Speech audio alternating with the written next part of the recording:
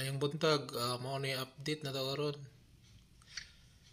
Ang hangin na to pagkawas na sa Cebu province pero tungod sa kakusog sa iyang gidala karon na pagyapon ning mga speed sa hangin nga gidala sama sa 104 sa Cebu City, 111 sa Naga, 110 kilometers per hour. So hopefully karong mga alas City maganam-anam na ni siya kahinay. Like kani atong itan-awon karong mga alas City sa buntag. Oh, padung na ni siya diri sa ni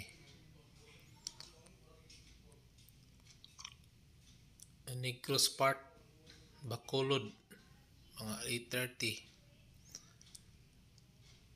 Alas City, Kabakungan,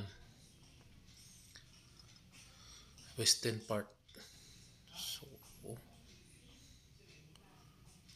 tayo nga gwanta na lang. Amping tantanan.